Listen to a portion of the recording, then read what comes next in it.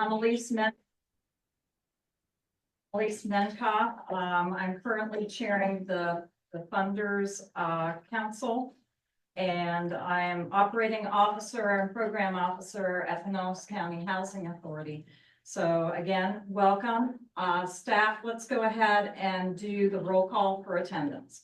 All right, I'm going to do roll call. And if you could, when I call your name, say if you are with the Funders or Providers Council, that would be very helpful. Amy Foster. The Funders here. Andy Coble. Angie Gibney. Anne Marie Winter. April Lott. Present. Providers Council. Era Woodard. Here, Funders Council. Ashley Lowry. Here, Providers Council. Blossom Capper. Bruce Buffy. Camille Henry. Carol Strickland.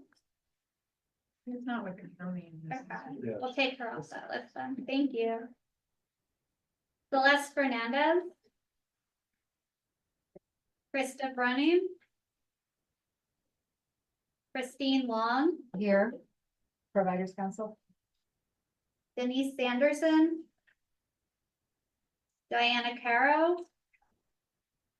Dolores Rafa. Dominique Randall.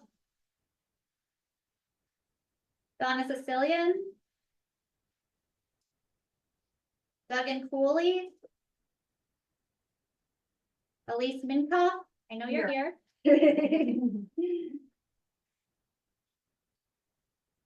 Erica Gist. Here. Providers Council. Frank Rabato. Helen Rhymes. Here, Providers Council. Janine Evoli. Jennifer Artiaga. Jennifer Strasick.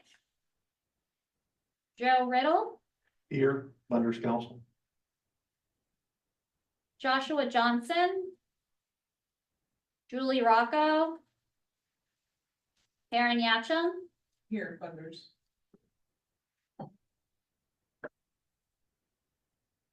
Kathleen Beckman. Here. Kevin Chenault. Kevin's no longer in this He's area. not, okay, thank you. And then neither is Denise Sanderson, who's on the first page. Thank you. Tanya Perez is coming and she's replacing Chuck. Just to be clear, this list has backups and secondaries. Okay, This is not the full, like, Quorum list. quorum It's not the list. quorum list. It's a larger list than the quorum. mhm. Yeah, I got many lists. Kevin, here. Here. Lariana Forsythe. Here. Provider. Lynn Farr. Michael Gelazzo. Here, Providers Council. Michael Menino. Michael Raposa. Mickey Thompson. Online. Thank you, yes. Commissioner Renee Flowers. Sarah Madden. Shirley Lightsey Manuel. Tammy Hillier. Here. Thank you. Are you providers or funders?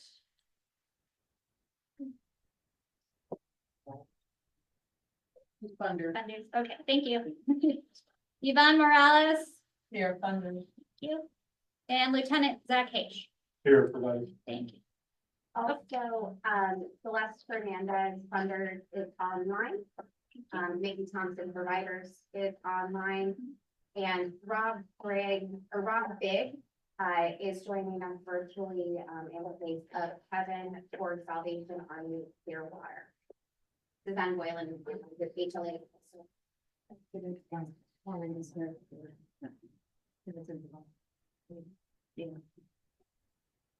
Were you able to cross this with the actual councils and the town forum.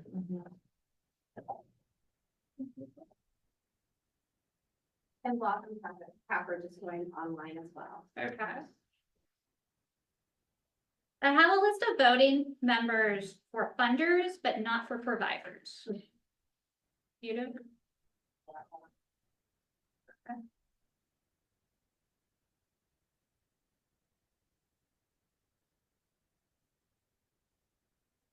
They have formed for funders. See.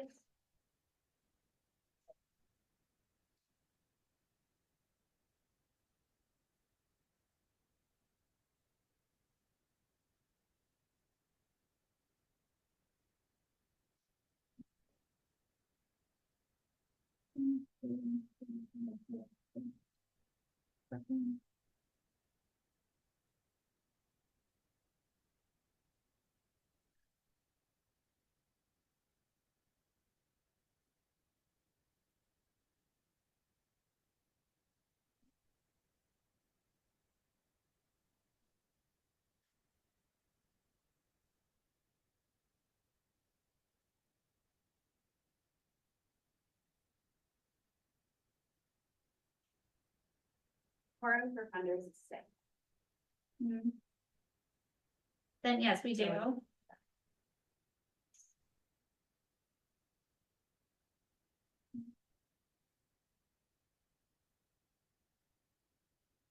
If I could request that the minutes reflect the full, councils and then who was present with the full list. That way it makes this process flow and a lot easier when we get here, because if I look at the minutes, I only know who came last time. We just need something that's we're able to quickly get there.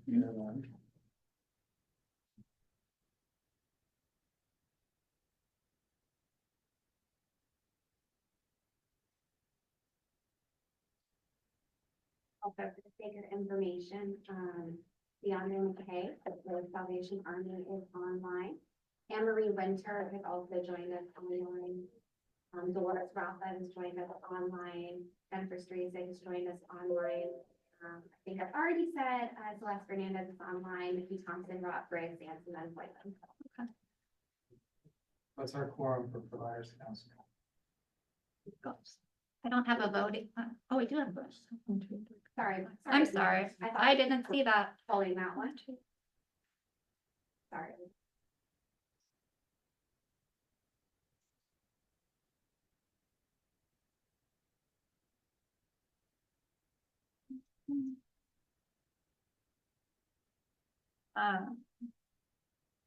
It's 9. Yeah. So yes, we have quorum. We will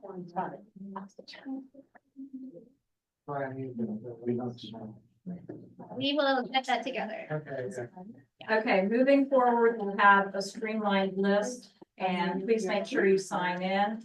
I'm asking everybody to silence their cell phones and I'm going to turn over the next item consent agenda to Kevin. All right, good afternoon, everyone. Our first action item is the consent agenda. Everyone should have received this in email and had an opportunity to review that consent agenda. I stand by for a motion. Approval. A motion from April. Do we have a second? Second. Michael. Comments, questions? All in favor, say aye. Aye. Opposed? Motion passed. Okay, moving on to the third item. We're talking about quorum and participation requirements. All of you should have gotten a one-page summary in your board packet or your council packet. And we'll be looking at quorum and the Zoom option. Specifically as it pertains to funders and providers. So we're going to move into our first discussion point, which is about funder council and their quorum procedure. Quorum for funders is 51%.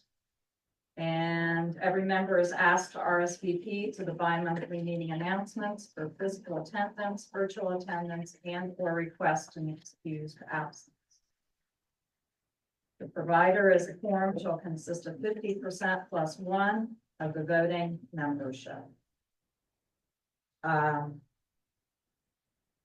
Given that I'm new as chair of funders, have we been able to meet our quorum requirements for those meetings? I think there's been a few times where it's been, close. And- For funders, Funders, she's on the funders. oh, Yeah. okay. We don't Oh, you meant for the joint meeting. I couldn't answer that. I don't remember, I'd have to look back at minutes to see. Seems like we were okay at all of the funders meeting, but they were on Monday. Mhm. They were all through Zoom, but I don't remember us not having. All right. With that provides. We have not struggled with quorum, right? But I can't follow Scott. I don't see a reason to change the quorum. Everybody comfortable on the funders with maintaining 51%? Yes. Thank you. Providers? Any Yes. objection?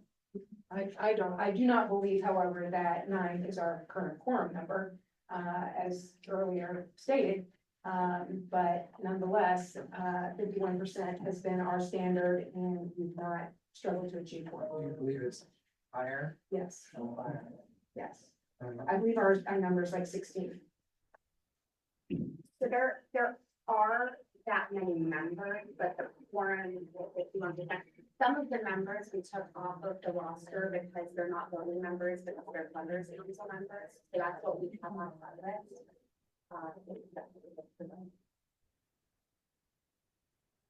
So again, we will put together a more comprehensive list and be able to be more respectful of people's time since they carved it out on Friday.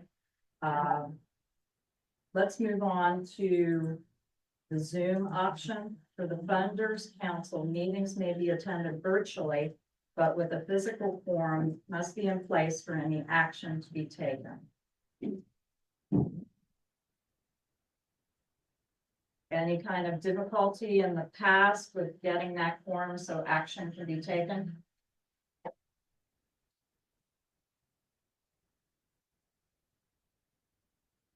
I'm representing provider.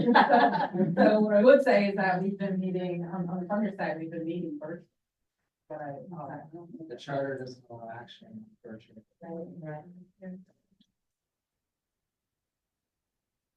Well, unless I hear otherwise, we will continue with this in place for the funders so we can move along with our agenda. Providers. No proxy votes, electronic email or absentee votes will be accepted. If you require an accommodation, please notify the chair in advance of the meeting. That's a little bit different than how funders have been operating. This is for our charters and, we've not had a Zoom or virtual option for providers council. We have allowed, as it states there, right, proxy votes, electronic and email votes in advance. But I do know that it's been a discussion, certainly at the board level, and some providers have opinion on it. So if you want to raise your, opinion, now would be the time. Please, can I ask for a point of clarification? The way I read this packet, the action we were taking today was not about the individual councils, which is dictated in their charter. Right. The action that needs to be taken today is what do we want this joint group's decision to be, which is a little bit different. Because it's not about, does funders want this and does providers want this? It's what does this joint? And so that's how I read it. I may not be reading. No, it. that's true, but So I also want to ascertain where the group is Okay. as individuals and as a collective. Okay. Does the charter dictate the joint meeting, or that's something that's created later, right? And so we don't really have anything in our charter that directs the rules here. which is, I think, what Elise is trying to get to. Right, so that's why we're looking at both of our rules separately, and then, I think it makes sense to have quorum of both, so it's fairly even when there's discussion, right? That there's a proportionate share represented in conversation. yes. Question, I think, is more about the physical quorum. Yeah, I mean, look, and I just, since my esteemed colleague to my left decided to throw me under the bus so judiciously. You know, we've had issues with quorum for the main board, for the big board, whatever we call it. And I appreciate people being in person, but I also think the hybrid option, allowed for voting, then we're never gonna really run into a problem, is my opinion. And and we had a pretty substantive discussion about this at the board meeting, I guess was it last week or the week before? And because and the example I gave is I'm on the Career Source Hillsborough Pinellas board as well, and we have a hybrid option where people participate online and in person. And that was a board that historically had a lot of problems with quorum. So we changed our charter to say something like 25% for quorum because people weren't showing up in person. And I think one of the lessons that I thought we learned during COVID was we had more participation when people had the option. And and on that particular board, people do participate both in person and online, and we're successful with it.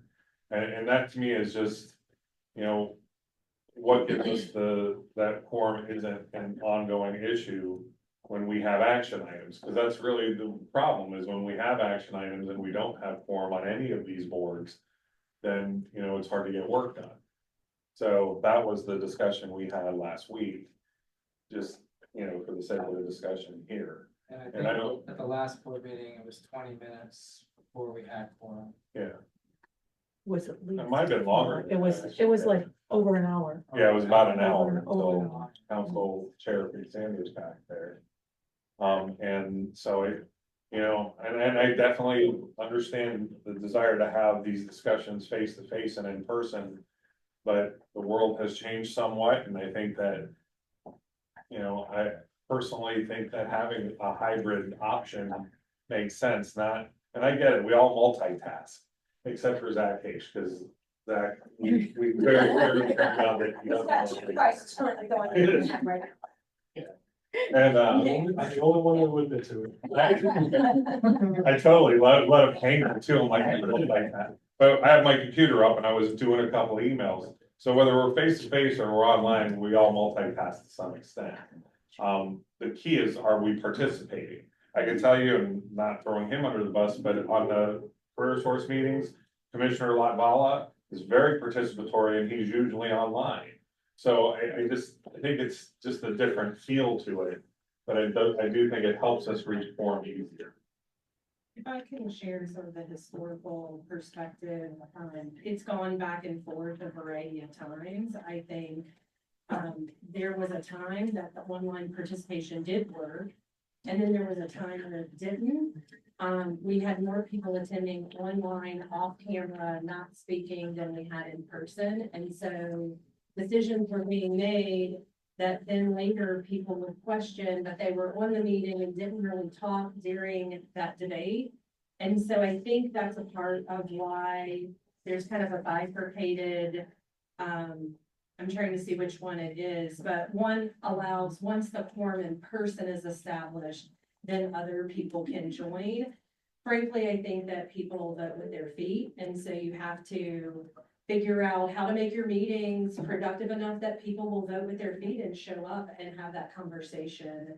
And I think that's been some of the challenge, but I think there's ways to make both work. There was a time where Zoom was only allowed if you were willing to be on camera and, register in your conversation, and I don't know, it could go a variety of ways. But That's great feedback. At the board meeting last week, that's the exact conversation we had, was some requirements around, if we didn't take any action, but if we were going to offer a hybrid, that there'd be parameters around, you know, cameras on and participatory during the meeting, but, you know, if we just look at our setup right now, we're sharing a screen because we all want to see that, and there's, I have lost count of all the names, but there's 11 or 12 people online. We can't see them, because there just really isn't that ability. And so it is a disengagement, because of that. Yes, April. I personally like the Founders Council's charter sentence. You know, that meetings may be attended virtually, but a physical quorum must, you know, that we would have it as a physical quorum for Providers Council and a physical quorum for Funders Council must be in place for any action to be taken. I also would be interested perhaps in an all virtual option. It's this thing that for me doesn't, if we're all virtual, it feels, More it equal. feels like we are all participating equally, and, you know, that there's not a disconnect there. It's the hybrid thing, and if we're gonna allow the hybrid thing in particular to count towards, we're talking about a Zoom option, but really we're talking about counting towards quorum. I personally think an in-person quorum has to be met before virtual. But I would also be interested and or willing to consider the full virtual. I would agree with that. It is very difficult, like, it definitely, I have bad eyes, so if I'm on a computer screen, I can see, I mean, I appreciate this too. You know, it's hard to read that, but then the back and forth, but I do like the idea that it's at least form in person, or like you said, everything online, so that we're all seeing the same stuff. First, but. Bounce with both. I think if we're gonna continue to entertain hybrid, we need to really look at who's monitoring the chat, who's monitoring hands, and also the text. So I think the owl is great, but you can't always hear everyone, you can't always see everyone, so it's really not the best if we're gonna do a hybrid option. And I'm glad you brought that up, Karen, because that's what we did with the career source board, is someone is always there monitoring it. Someone's hands up, it's always brought up, but we also, like, I'm the same as you, Arrow, because I know there's a screen there, but I don't remember to bring glasses, and I always have my computer, when I'm not multitasking, I actually bring the packet up so that it's in front of me, and that we could just have people's faces up there. Okay, that's kind of. And if that's something that's decided, I would obviously get a different microphone to probably distribute across the room, because I have heard from people online that it's either sketchy or staticky, they can't really understand what's happening. So if that's really the case, then I would have to adjust to that, the technology and also staffing as well. I have a question. What does the phrase "at least quorum in person" mean, and how is that administered? Because if I have an option to be at a meeting in person or virtual, and, you know, 30% of us are here waiting for quorum in person before we can start. The people are online are like, well, we had this option to be online. Now you're calling me to race here and be in person. I mean, and if they commit ahead of time and it's not there, do we hound people, you know, via email and say, somebody better pony up because we don't have enough people in person? I don't understand how that's gonna work. Isn't that how, like, there is an RSVP thing right now, I think it did ask for those options, right, on the way it was done recently. Okay, so if they're, Like, ahead of time, they should know, and if they don't, then they'd have to reach out to those that we're gonna pick virtual, I guess. but see, that's the thing, if we do know that it's not quorum, then then Daisy reaches out to 12 people who said they wanted to attend virtually and puts pressure on them. You know, that's no fun. That's a waste of administrative time, and, you know, I just, and then it's like, well, we're gonna have to reschedule the meeting because we don't have quorum. I mean, that's happened to a board of directors meeting or something. It's just a nightmare.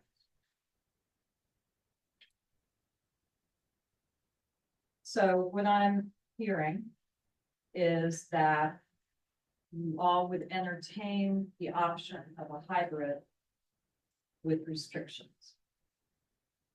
I hear that.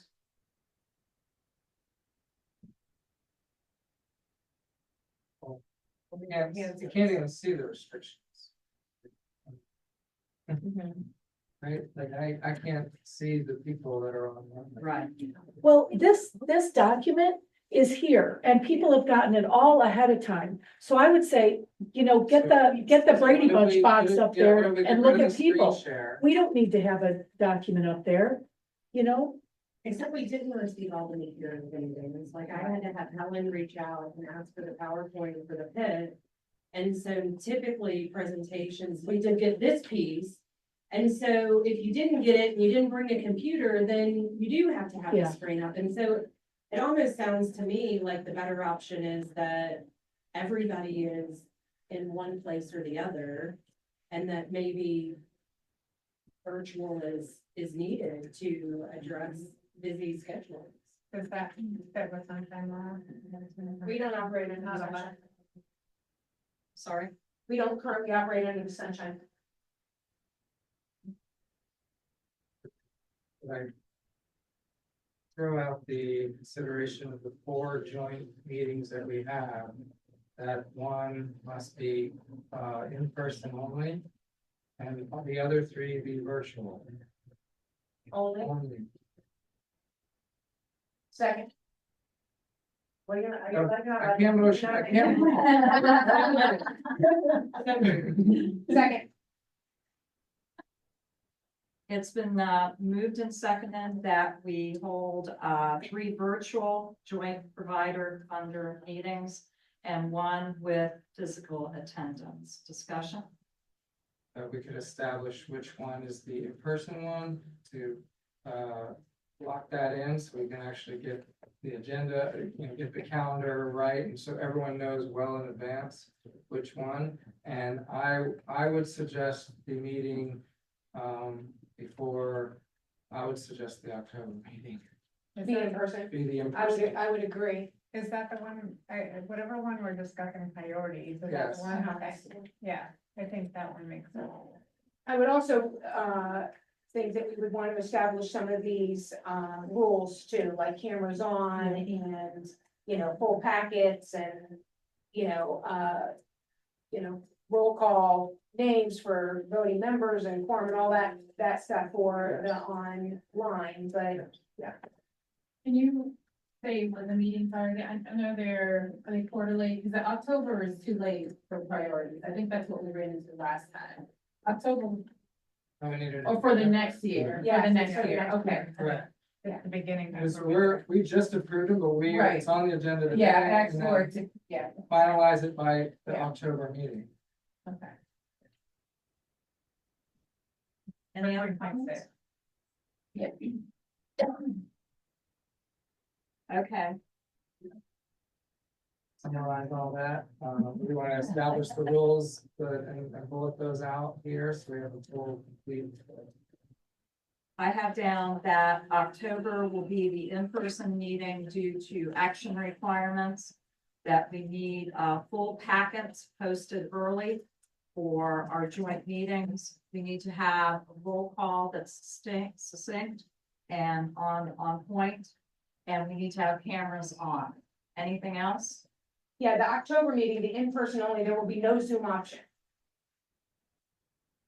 It's in-person only. But we still only have to make 51%. I would say put a time on the agenda items, a minimum of 1 week before the meeting date, instead of just early. Any other suggestions? And when, the 3 virtual meetings, that the expectation is that cameras are on. Yeah. And that you're, fully participating in the discussion. Or it doesn't count towards quorum. And how we'll do that, but. The question of full participation probably Sure. needs to be defined. Sure. Because I often go to meetings where I prefer to listen and Victoria not did being active Victoria did a really good job on, I think it was maybe pet meeting the other day, there was some random little survey, so you know how many people are there, and you can see how many are answering. So throughout, that was really good for engagement, I thought, but then you can see if you're only getting like half the people responding, you know, that not everyone is paying attention. Because cameras will be Was that? Cameras will be. Right, right. You will be able to see that people are engaged. Okay. It'd be like walking in here with a sheet over. Wouldn't do that, right? Kind of Maybe at the challenging. October meeting. We'll do it. Okay, the criteria we have is October will be in person, no Zoom for the October meeting. We'll have a succinct roll call, cameras are on. People should be encouraged to fully participate. And we will have a full board packet or full council packet 1 week before the meeting. We need a new motion with all of that, or that was just discussion as part in the original motion? Accept the amendment. You wanna accept that amendment with all that detail? Is that doable for HLA staff? It's gonna close, you know? I mean, yeah, doing a hybrid or doing a virtual meeting, or an all-in-person meeting is, to be totally honest, easier than doing a hybrid meeting. And making sure that people have cameras and stuff on, that's doable as well. My question, just from a liaison standpoint, is sometimes folks might join the virtual meeting and their camera isn't working. Do they count towards quorum? Okay, they just have to be in the chat. If your camera's on, there's some error that happens to all of us. The engagement is letting people know and they're participating the best way they. And we'll make sure with the onboard dashboard that it's published on there as well. We'll have it electronically. If we want to continue to email it out, we can do that as well, but it should be on the dashboard. And if you don't have access to it, let me know so we can give you access to it. Maybe just put the link to the dashboard, like sending out reminder and it's been posted or something like that, instead of doing it in both, but then we can click on the link and get used to going. Like, that'd be helpful. Any other discussion points? All right, we're entertaining a friendly amendment. And that friendly amendment will include, October will be our in-person meeting. We'll have a full packet 1 week before the meeting. We'll do roll call. Cameras are on. If cameras are in malfunction, they need to participate in the chat and definitely let us know that there's an issue.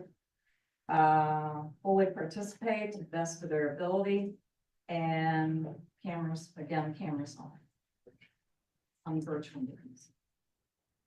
And the main motion is that we will do October in person and the other 3 will be virtual. All those in favor of the friendly amendment? Okay. The main motion on the floor is to accept October as the in-person meeting, the other 3 as virtual. All those in favor? Opposed? Very good, thank you.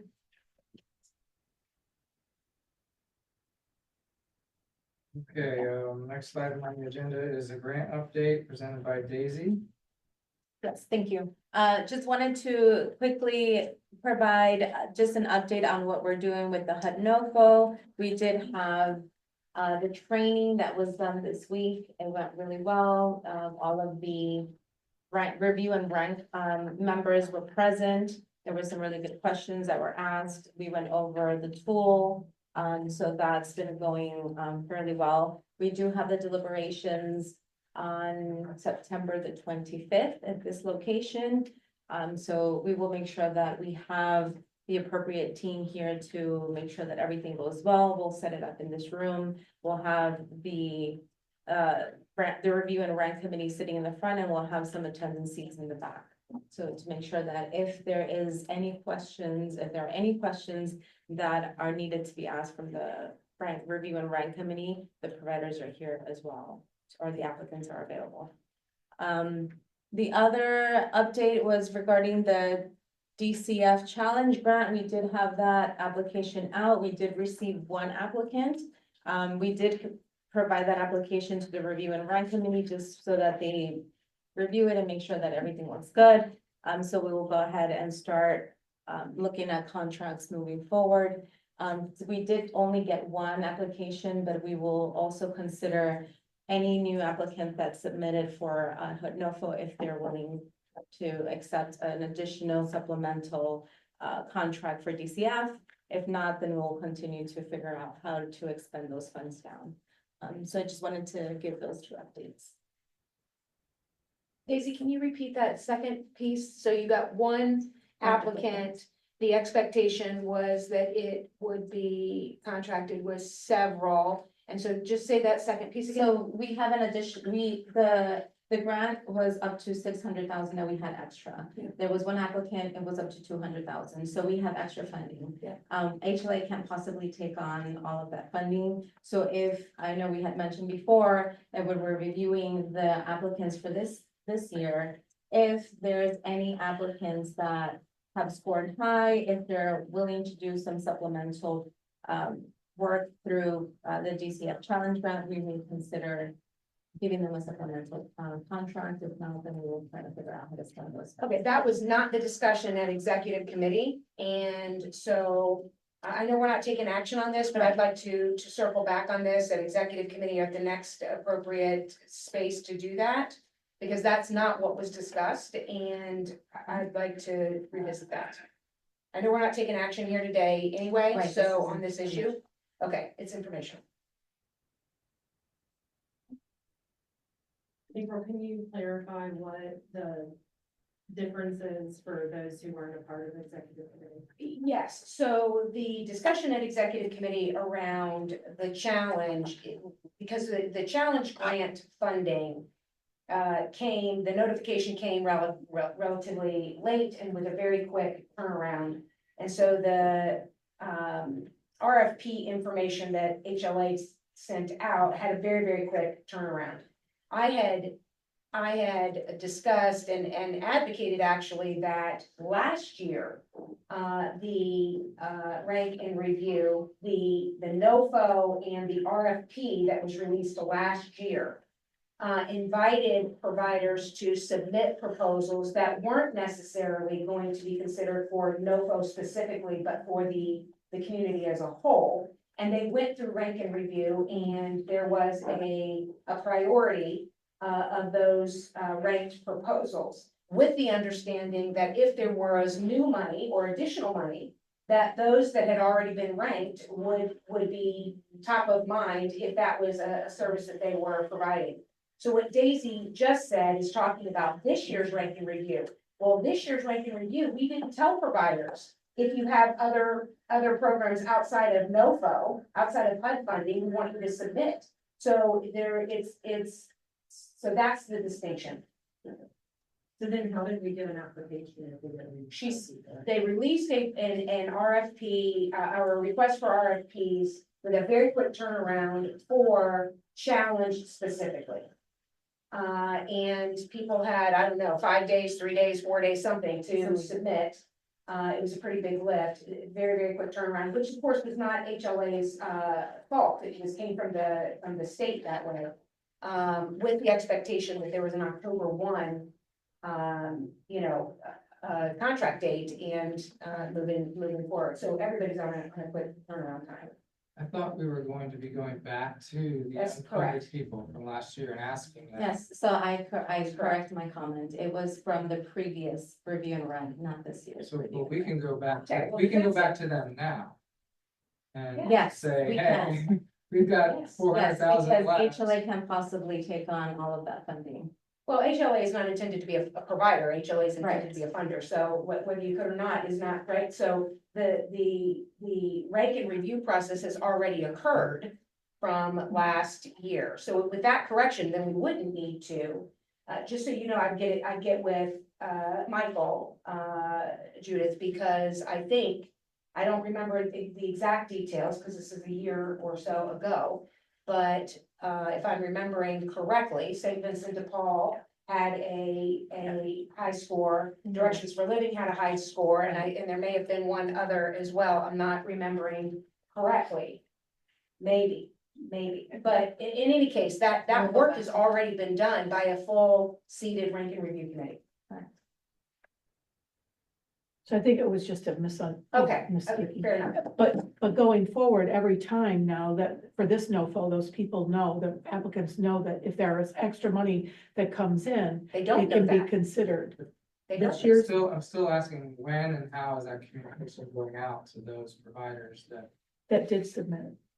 So we haven't done the communication yet because we just finished, the training. So once we finish the deliberations, we'll make sure to send out a notification to the applicants. Okay.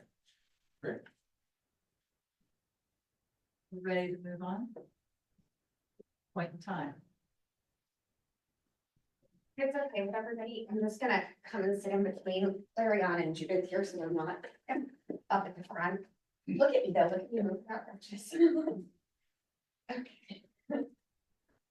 Thanks, ladies. All right, oh. Megan, can you give me the screen share? Okay, so the point in time count report was released. Everybody should have received an email. If you didn't, please let me know and I'll make sure that you get added to our mass email list. I also may or may not have ended up in your junk folder, because sometimes that email does end up there. The point in time count report is available though. It is on the HLA's website, www.pinellashomeless.org/PIT-data. At some point, there we go. I knew it would come up eventually. If you scan that QR code or go to the website there, that'll take you to the dashboard we've put together that has this year's complete report, the data dashboard that you can actually kind of play with. It's interactive, some key facts, terms, and archived reports. So this year's PIT count found, which again, we do this every single January. It's required by HUD. Hundreds of volunteers went out and surveyed our neighbors experiencing homelessness on the last Thursday in January. And they found that there are at least 2,110 people in our community experiencing homelessness on a given night. Because that's what PIT does. It gives us a snapshot of homelessness. Of these individuals, 721 are experiencing unsheltered homelessness, and 1,389 are experiencing sheltered homelessness. That sheltered data comes from HMIS. We don't do a count of sheltered folks. That comes straight through from the data dashboard or the HMIS dashboard. And then we also get DV data, of course, from Lariana. And the school data and jail data are not included in this count or in the official PIT count, but we do get that information as well from Lieutenant Caish's team and from Pinellas County School Board. You can see here there were 152 people in Pinellas County jails who did not disclose a permanent address when they were booked. That's how the jail data works. It's not quite homeless. We don't know if they are without a home or if they just didn't give an address. But 152 people were identified as not having that permanent address when they were booked.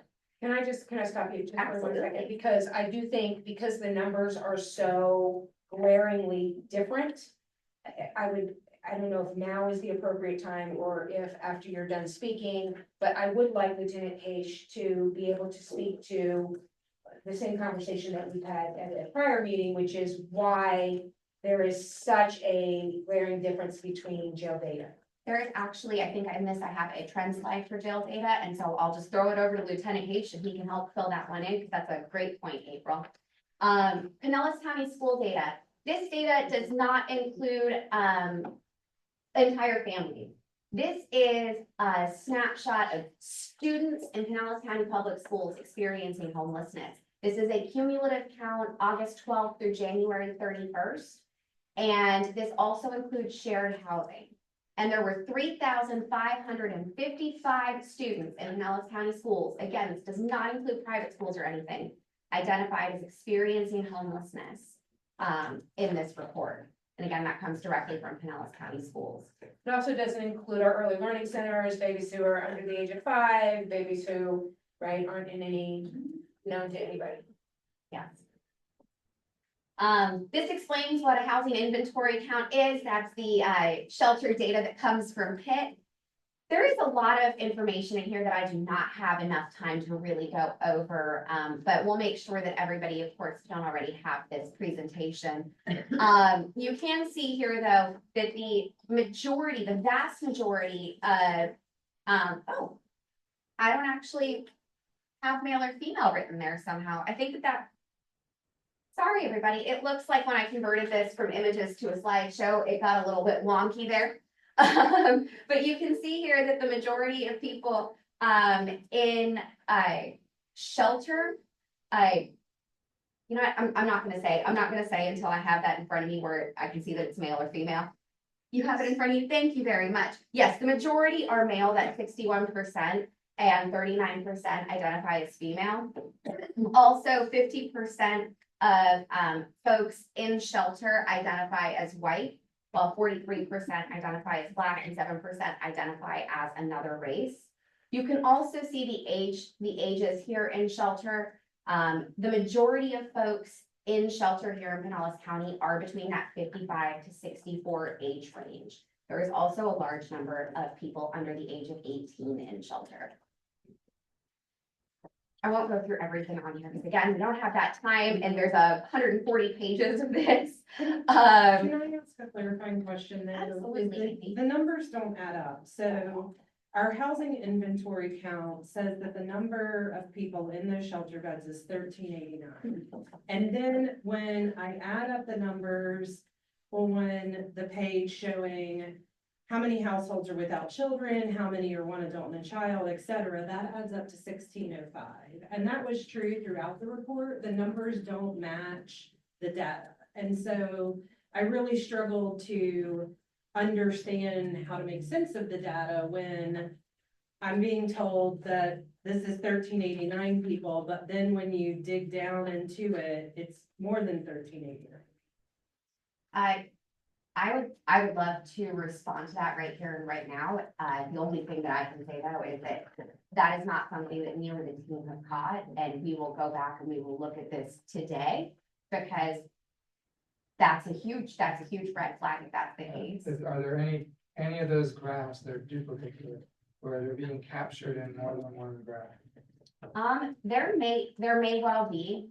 I'm sorry, I really want to pull away from my screen share here to look at this. Amy, what page is it that you are, or can you The point pages to one aren't of them? numbered, so I can't give you a page Okay. number.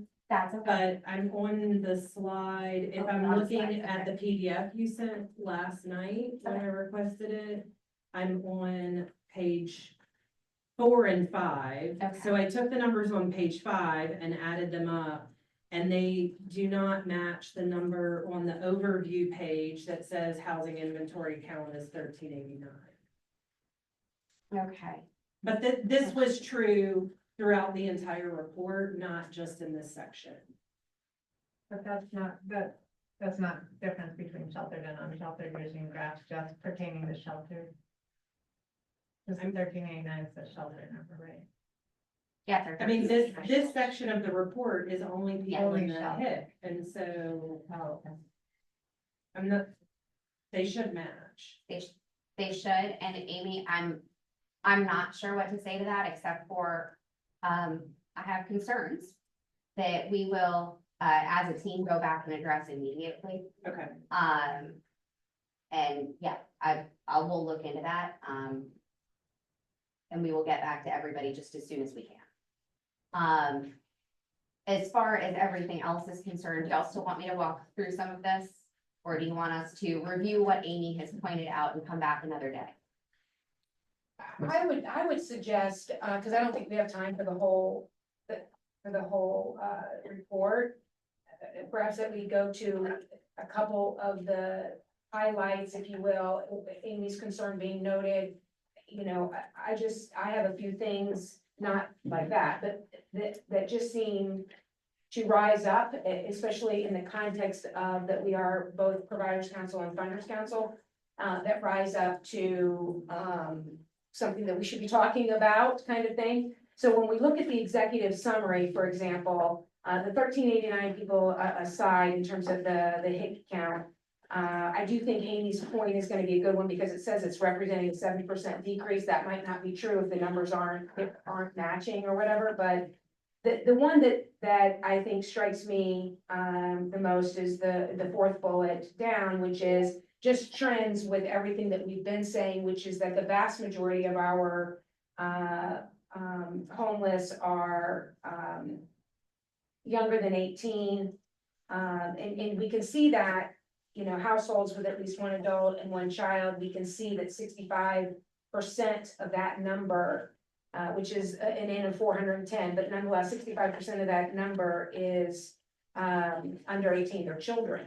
And then throughout, you can also see the seniors, or the 55 to 64 group as well. I just want to point that out in the context of this room, because we are talking both providers and funders around service delivery, service models, prioritization, and prioritization of funding and funding interventions, is that we do have very hard data about these two populations in particular. Absolutely. So up on the screen here, you can see a couple of the graphs that have the households with children, households without children, unaccompanied youth. This was a really important point made in the board. They wanted to note that unaccompanied youth are under the age of 25. So that is something that we have updated on all of the material.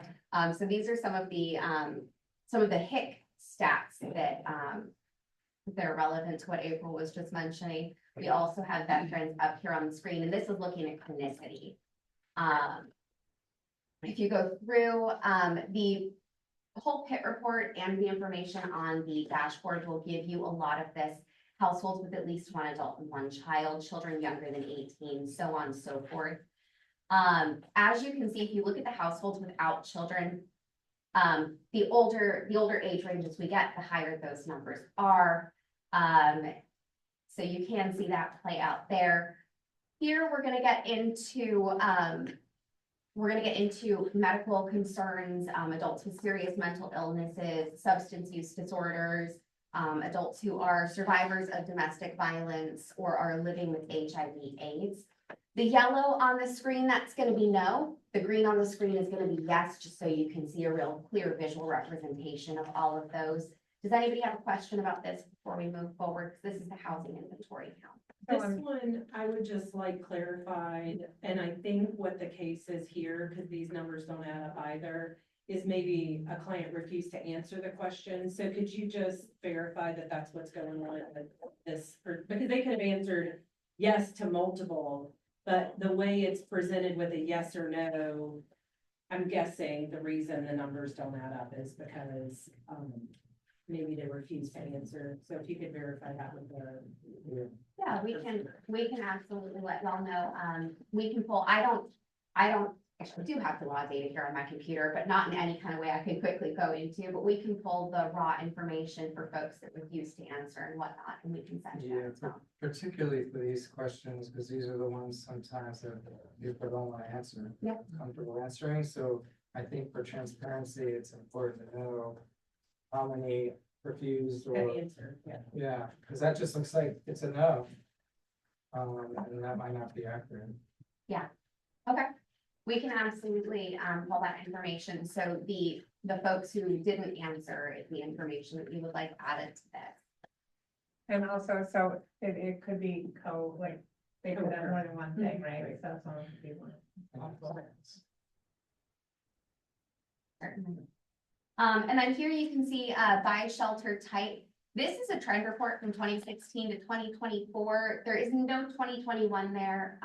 Y'all may remember this thing called the COVID-19 pandemic. We didn't do a PIT report then, but we do them annually otherwise. So you can see here, our gray line, that's the second from the top, that's going to be emergency shelter. The line up at the very top is going to be our total, of course. Then the gray line is going to be emergency shelter. The green line is going to be transitional housing. And then the pinky purple line down at the bottom, that is safe haven. Is there anything that anybody would like us to dig into for these trends and report back later? On this one, I'd like to know if the trend in emergency shelter going down is because we lost beds, or if it's because there's less people going to shelter. Maybe if we look at the HIC from last year, we would know if we lost beds, but it would be helpful to understand the difference there. That was the question that came up. It could have been a weather thing though too, especially like Safe Harbor, for example, it was nicer weather this year than I think the year before, so there was likely less people in shelter than like. That is very true, and it's something, we haven't really entirely figured out how to represent other than a line in the report. Weather plays a big part in this. When it's beautiful out, you survey more people, through the point in time count. When it's cold and wet and rainy, it's harder to find folks. Here you can see a couple of the maps that were created through this. The map all the way on the right, that's gonna be our heat map. The map in the middle, that is survey location by zip code. So that is where you actually completed the survey. And frequent area of stay is the one on the left. So I might be in Clearwater completing the survey with somebody, but I sleep in St. Pete every night. So my frequent area of stay would be St. Pete. My survey location by zip code would be somewhere in Clearwater. And where I show up on the heat map would be somewhere in Clearwater, just so everybody understands how that works. Now we're into our point in time count data. This, of course, is the unsheltered count. That's what those maps were as well. You can see here we have the race, gender, and age trends outlined here as well. For ages, I know that's something that this group has been very interested in taking a look at. The vast majority of people unsheltered are between that 55 to 64 age range as well. There's a pretty even split of people between 35 and 40, between 35 and 44 and 45 to 54. We did get some more micro data for the under 5 and everything, which was requested either in one of these meetings or at a board meeting. I'm sorry, I don't remember which. But for some of our trending, it was kind of hard to put that into a trend report because the other reports were just under 18. So we are working on improving that data moving forward so that in future years we'll have more trending information for some of those age groups that we weren't doing previously. Up here again, I won't go through all of these, but again, you have your households without children, your households with at least one children, unaccompanied youth households. Again, they're younger than 25. Parenting youth households, this is another thing the board wanted us to pause on. Parenting youth households are also under 25, so that might be an 18-year-old who has a 2-year-old. Is there anything that anybody would like us to pause on and talk about here when we're looking at veteran households, parenting households with and without children and unaccompanied youth? So with this one, then, in the example that you just gave, parenting youth household is supposed 18 or 17 and or is it 18 to 24? Because it just says under 25 here. So we saying 18 to 24 as a youth? Okay. So they wouldn't be. Yeah, that's the idea. Yeah. Victoria, can I just ask a clarifying question? Is this the first time that funders is hearing this report? Because several of us have heard the full, right, this report a couple of times, but is this the first time for funders? I have not presented this in a funders council meeting, so this would be the first time for some folks. Okay. But yes, a lot of the folks in this room will have heard the information, which is why I'm trying not to stick too much on anything, but I am trying to give an overview. So if I'm going too fast for anybody or not fast No, enough. I think you're not going fast enough. Okay. Because we are in a time limited environment with funders and providers together.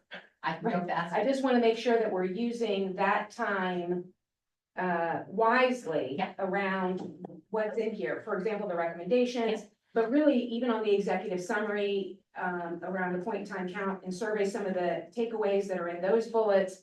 I, of course, always don't want to draw our attention to households with children and, children younger than 18, parenting households younger than 25, unaccompanied youth younger than 25, right? Some of those populations, chronic homeless, some of the thing that I want to point out in particular to funders, but to all of us is that some of these numbers are small enough that it feels to me like we could tackle, like we could literally tackle it. So if they're, you know, again, and I know it's literally a point in time, right? So it doesn't capture everybody and all those kinds of things, but there were years ago when we were meeting, this was pre-pandemic, right? There was, and my memory is gonna fade, but it was like 40 seniors or something. And I remember saying then, 40 is enough that we literally today could solve the problem.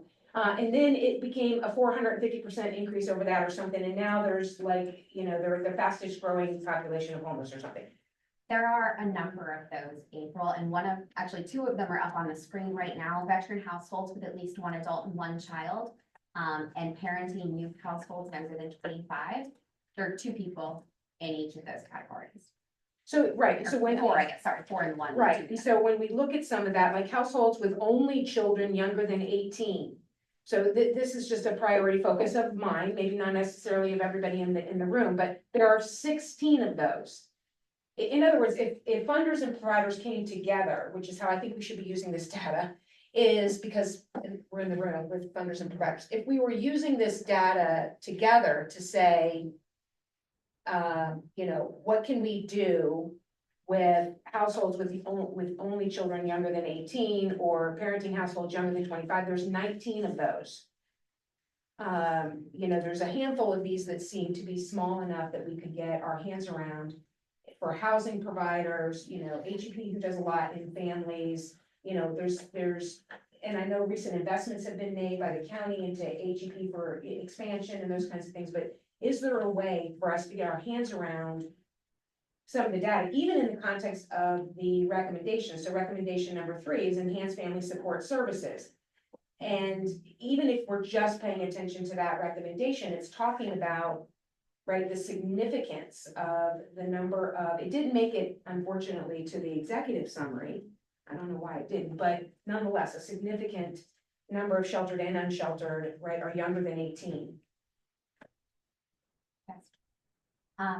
So if you want, I can skip through some of this and we can just go to a kind of question and answer or request segment. And, you know, what information can we look into? Can we provide? Can we really dive into in future for this group based on the PIT report? And then we can also, of course, go into HMIS as possible. I'm not putting HMIS on the hook for anything while they're not here.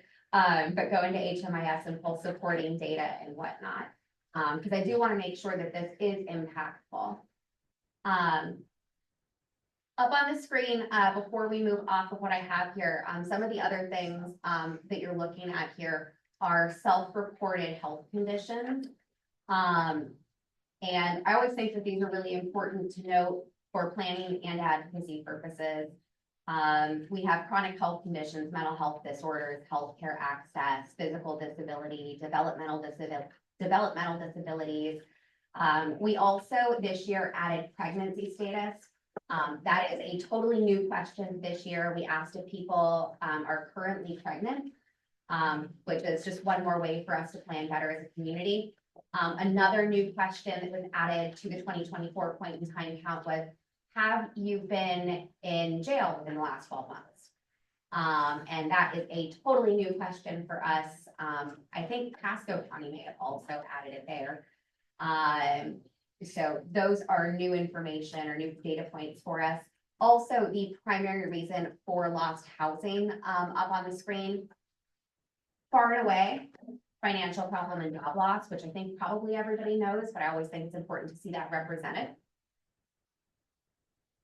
And then we have here our time spent unhoused. This is not chronicity. April mentioned chronicity earlier. This is not that. This is, however, though, how long each person has been unhoused. And there's a lot of folks who have been on the street for less than a year, a lot that have been on the street for more than 5. And then this is the last part of our PIT report trending here. This is, of course, the 2016 to 2024 trend. We did not do a PIT in 2021, once again. You can see that numbers have gone down drastically since 2016. That weather that we talked about, we had really good weather in January, and I think that that is one of the reasons for the uptick in this year, but I will not put it all on weather. And I do think that that is something that this group should also consider. Why did we see that uptick? Last year was 646 individuals identified as unsheltered. The year before was 644. This year is 721. Why did that happen? So I think HMIS data is the backup for that. So if we're seeing a higher volume in HMIS, it corroborates there's a higher number of people that are experiencing homelessness. Do you happen to know offhand if the trend is going up? If not, I understand that's a long shot to pull out. I wouldn't want to answer for HMIS. I will say that there is kind of a relationship, as you can see in the HIC and the PIT trends. You know, I do think that, again, that weather played into that relationship there. A few more folks were happy to be out on the street and in the sun, than, you know, holed up somewhere where we could not find them, or staying the night somewhere when that maybe wasn't their preference.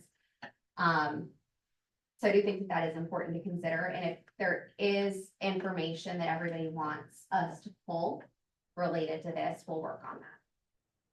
The only question I had on this was, did we have a similar number of volunteers administering the survey in the 2 years? Because I knew weather could affect it, but that would be another thing that would impact it. Great question. We did have more volunteers this year. I want to say we had about 25 to 30 more volunteers this year. And where we were dispatched to, because I think we changed that this year as well. We added some space, some places this year, so that might.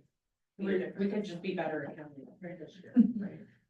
I like that we're getting better at things. Better data is important. Okay, I won't go through this whole comparison for the sake of time, but there is a comparison available for everybody. I will pause on the age though, because I do think that that's really interesting. The yellow, as you can see here, is sheltered, the blue is unsheltered, and there is kind of a disparity there in ages. I, for one, am happy to see that our under 18s are largely sheltered. But I do think that that is worth considering and reviewing as a group. Yeah, the number of our 65 and olders, our seniors who are unsheltered. Again, back to 5 years ago or whenever it was, we could have solved that problem. And now we are going to have a really hard time solving that problem quickly. But Well, times have changed too, with rents going up 40% on fixed income, cost of living is going up 2.5%. Right. January, so it's. I understand, I It's just want us increasing to issue. walk out of this room having a purpose of, we are coming together as providers and funders, and I want us to use our time together, right, to, you know, have conversations about what can our focus be together, you know, are we all working, you know, challenge, tell me what challenges is, what the focus for challenges. Prevention and diversion. Okay, so prevention and diversion, right? So in this room, we should probably be having a conversation that there's a challenge grant, right? $600,000 that's hitting the streets for prevention and diversion. Is there something in here that we could probably pull out, funders and providers in agreement on, to say, we're gonna tackle something in here that we might then be able to, I don't know, make a difference. I'll take that a different vein, because I wrote myself a note here. Are we going to questions and answers yet? Go for it. I think that, to April's point, the idea of the October meeting was of the joint meeting of the providers and funders, is so that in budget planning, you know, that we do that at the right time. And I guess my point is, because I feel like this is the third time you're presenting this to me, at least. And so I'm surprised to hear that the funders hadn't seen it, but I'm thinking, is there a better, like, do we start looking at this on a calendar standpoint? Meaning that this is a presentation that we have at a meeting where we're actually talking about budgets, because here we are in whatever month we're in, yes.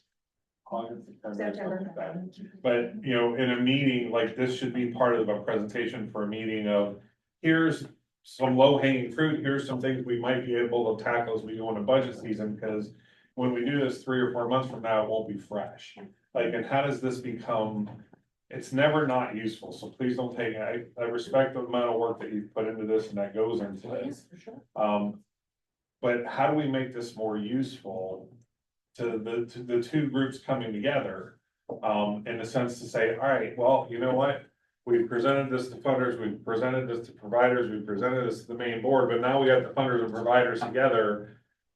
Here are the action items, because we don't need to necessarily review it again, but here are the action items from what we've learned from the report, and we're all in the room together.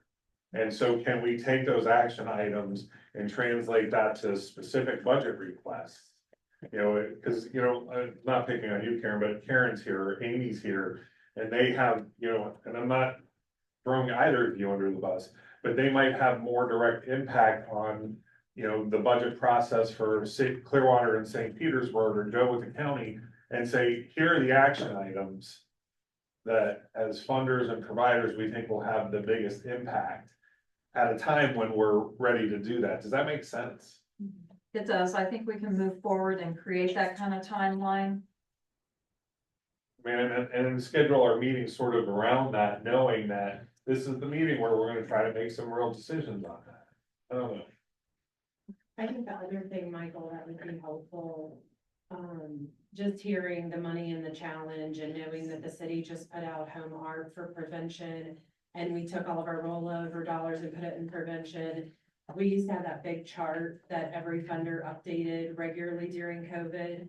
And having a good picture for this next meeting of what is funded out there, so that we can see what interventions have gaps that maybe need to be rolled into the next year's funding priorities. Because, okay, so prevention was a focus for a while, and maybe we are flush with prevention dollars, and we have a gap in emergency shelter because of the new camping law, and we need to talk about that. And so that funding chart and the update on that could be really helpful for that particular. And then we take, if we cross-reference that, then we can say, hey, look, there's 40 seniors, and I'm sure, I think someone said Anne Marie's online. There's 40 seniors, and here's how we can move funding to help these 40 seniors specifically while it's fresh, while we're in the budget time. Because right now, if I go to you and say, hey, we got a great idea, your answer to me is gonna be, all right, well, we'll think about that next year's budget, which is gonna take place in October 2025.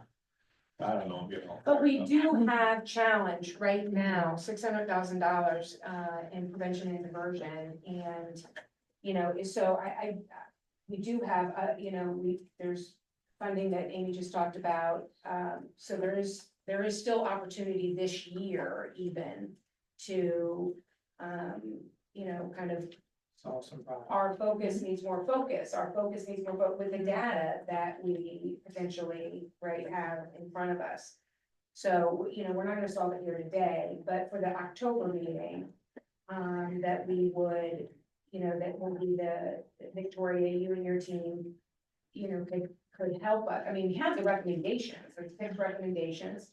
At least you asked about those, you know, at a prior meeting, or in terms of how we use those, right? But, you know, perhaps when we're gathering these two groups together, that we have a plan. The Area Agency on Aging completed a senior housing action plan as well. So it was a several round group that put that together. So it has several action items. Not all of them need dollar amounts. Some of it was like edicts from local governments, like there's a senior housing density bonus that can be adopted from countywide goals and things like that. So that might be good. I'm sure Anne Marie would be willing to share that out, but like if we're needing solutions, that might be a good spot on that. Senior housing. I did also, I pulled up the recommendations that April had mentioned. And I won't read them verbatim because again, the researcher wrote a lot in here. But the recommendations are: number 1, to coordinate street outreach to target support services. Number 2, to increase access and availability to medical respite beds. Number 3, like April mentioned, enhance family support services. Number 4 was increase employment and income opportunities. Number 5, advocate for the enforcement of anti-discrimination housing policies. And number 6 was coordinate with law enforcement and public safety personnel. I do think taking a look at those, again, probably not today, but in advance of the October meeting, these recommendations, to coordinate street outreach, to target support services. Historically, street outreach has been pretty specific to, getting people off the streets and getting them sheltered, as opposed to this, which is really understanding support services. I know that there's been a bit of a shift, at least with some street outreach teams. So my street outreach team shifted significantly to this, which is that, we're not offering, right? We're not gonna pick you up and take you to Safe Harbor.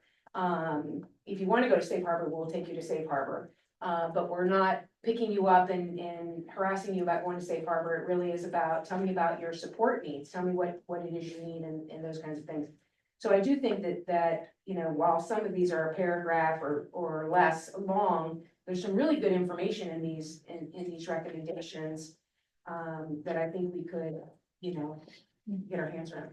One thing on the street outreach, that seems to be of importance is just access in terms of, even if, and this might be a potential joint funding thing, I know St. Pete already helps fund one, but looking at a better front door for triaging calls, figuring out actually what location they're in. A lot of people right now, okay, you're calling me, but you're not even in my area, so that I gotta transfer you to this person. But I think that helps the end user, and it also helps street outreach staff be able to be out in the community doing more outreach too. So I don't know if that's something maybe we could discuss about, is how we're kind of starting countywide for street outreach for priorities on that street outreach target. In 2020, Pinellas County released a re-release of an RFP for street outreach, which Directions for Living at the time had the contract. We resubmitted, and the model that we proposed is this thing that you're talking about. So I would suggest that there's a model that, and it doesn't have to be funded through Directions for Living, but there is a model that I think could be reviewed, if we're gonna try to move to picking one of them and trying to do something, if street outreach would be it, that there is a model. There are models across the country that have a lot of what you're talking about, which is that we're looking at a front door. And that particular model, I think it was 211, and that it really was about a dispatch model, and using some of the same stuff that's listed here, support services and that kind of thing. Stacey, I don't know if y'all are still participating in Vote for Zero or not, but our community is very similar to Chattanooga in its makeup and homeless population. And Chattanooga in COVID, where most communities saw an increase in unsheltered homelessness, decreased theirs. And coordinating street outreach was the difference. And I know I was surprised as a funder reading the minutes from some of the coordination task force meetings to see there's street outreach groups I didn't even know are doing street outreach. And so, we have instead of it being a centralized group, now we have 10 teams. And I think there is really a need to look at this particular recommendation, but there are communities, when you look at them, they really drove down the numbers because they worked together. And then they knew if 10 different teams were touching the same person over and over again, that doesn't build rapport. That doesn't build relationships, and that's what gets people off the street. And so I think, to everybody's point, that is an area where we might be able to make some improvements. Yeah, and there's a new cohort that's starting for the Build for Zero, and we're looking at these recommendations to kind of address that in that cohort. I will also let everybody know, since we're talking about street outreach, we've started in groups reviewing the best practices, street outreach written standards. Our next meeting for that is at Tim's, I want to say on the 23rd. Please don't quote me on that. Now that I'm saying it out loud, that might even be a Sunday. But later this month, there is another meeting, and if there's anybody in this room that would like to be, that is not included in that email list, that would like to be added to it, so that we are working on street outreach best standards with providers all across the county, and we would absolutely welcome more participation. Victoria, I would ask that the first sheet that we went through that says where street outreach is, who does it, if we could have that for the October meeting and share it with everyone, that would probably help a lot of us. here. Absolutely, we can definitely do that. That is, so everybody knows, we are working on a spreadsheet that talks about where street outreach providers are, what street outreach providers are actually doing, contact information for street outreach providers, so on and so forth.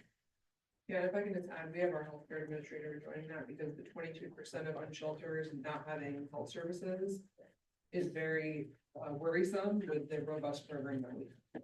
So, and we have the mainstream medicine team as well. Yes, we talked about that at Tuesday, which made board meeting as well. That is something that we can address there.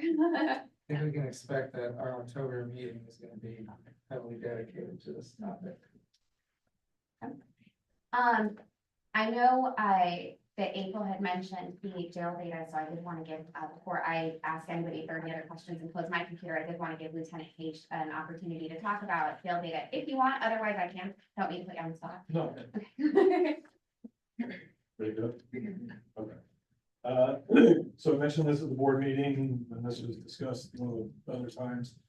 When the 2023 data came out, as April was talking about, there's a significant decrease. It's what 77% from the previous data. I talked to the Data System Performance Committee, the previous CEO of the HLA, and then some other people in this room, and we came up with this methodology to filter that number. This year's number was 152. And the methodology excluded people that had been in custody longer than 90 days, because that's outside the HUD's requirements that people are incarcerated less than 90 days. Individuals that disclosed a permanent address upon release. So when we found out that they actually did have a place to live, they were excluded from the number. Shelters and treatment centers did not count. So if they were living in a shelter or treatment center, they stayed within the 152 number. Individuals that transferred to the Florida Department of Corrections were excluded because they went off to prison and they're going to be in custody much longer than 90 days. And then individuals that transferred to another agency, county jurisdictions, for example, Florida State Hospital, other county jails. All those numbers were excluded, and we came down with the 152 number for 2024's PIT, which was very similar to the filtered down number that I went back and redid with the 2023 data. I don't have it in front of me because my internet doesn't connect. So. How big is the overall jail population? Oh, Like read the nightly. check out the paper for the last few days. Sorry, I didn't mean that. It's okay. The jail's built for just under 3,000. 29. Is it a bulk? We're overrun. We are overrun. We're like I'm a 3,300 at night. We are overrun. So that's a very small percent of jail population. That's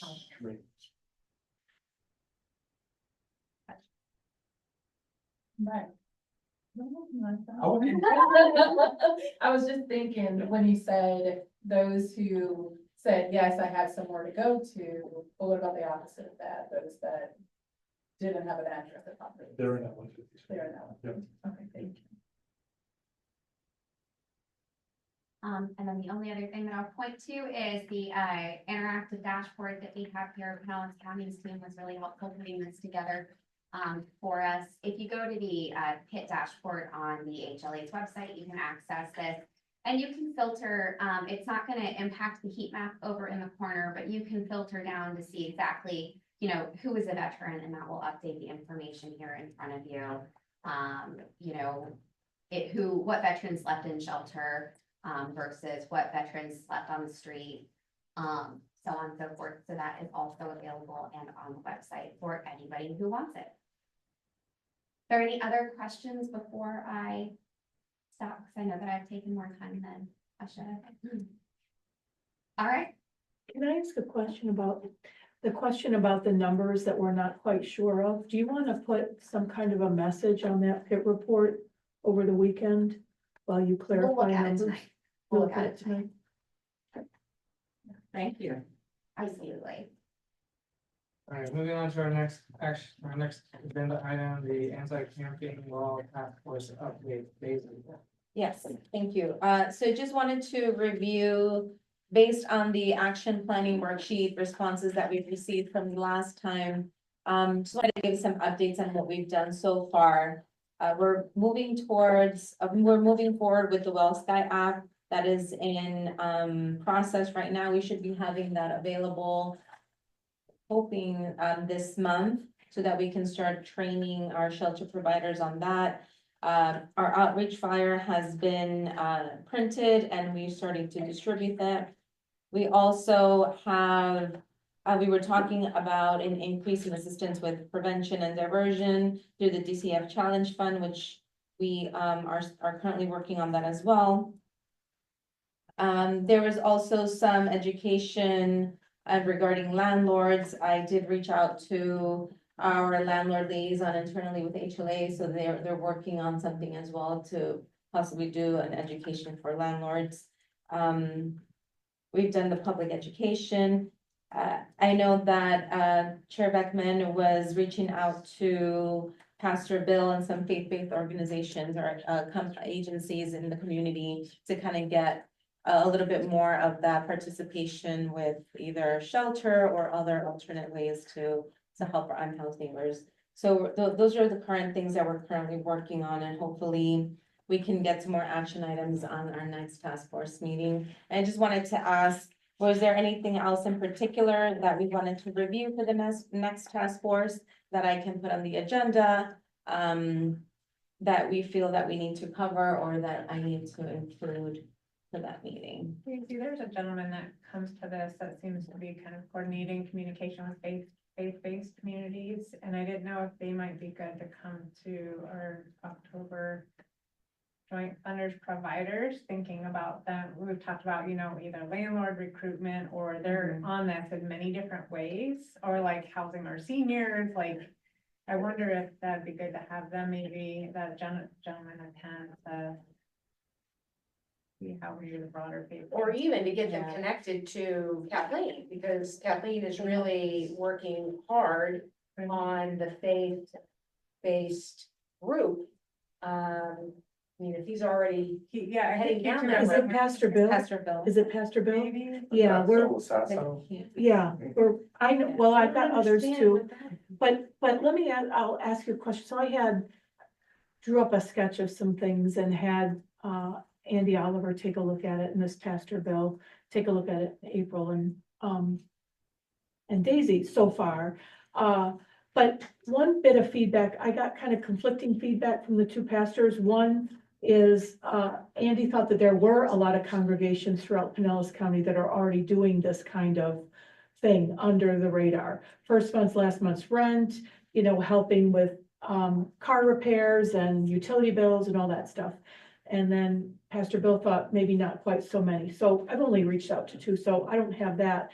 But one thing I was told was that when a family or a person in need calls 211, that 211 would suggest that they reach out to their local churches or anything. And I was wondering if any of you providers, if you have people on wait lists or things, do you tell them, hey, you might want to check with some churches in your area? I can speak as a provider, Yeah. if there is a faith group that is known to do a food bank or a this or a Yeah, that, then right. certainly we are coordinating the use of those resources. Mhm. I believe too, Mickey's on, I don't know if you care, but I believe 211 does similar, right? If they're aware of, most of them, we're not aware, right? Yeah, It's kind of right, pointed right, maybe and to that's their What you don't know, what you congregation or don't know. their Yep. surrounding neighborhood or, you know, something along those lines. Okay, I'll investigate that more. And then the number on that little intro, I pulled the tax information and thought it was like 650 congregation, different ones. It's like more like 250, some closer to 260. Because there were some duplicate addresses. Michael or St. Vincent de Paul will be a resource.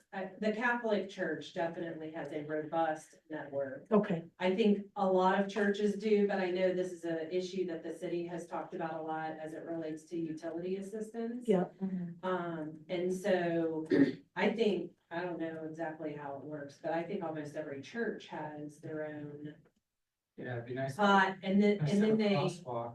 yeah. Face. So that would at least take care of one faith tradition, and then others maybe could fall into, but I think they have kind of a formal structure. okay, of thank how they you. do it. Yeah. More to come. And Daisy, is there like, at some point, is there like a set of recommendations that that task force is bringing to a group for formal action? Or what is, like, what's the kind of nexus you're seeing? Yeah, so I think that with this next meeting, that's where I kind of wanted to get to is what are we doing with these action planning suggestions? I know there was a suggestion of asking shelter providers a different type of question in regards to if you were able to increase your capacity by this number, how much would that cost?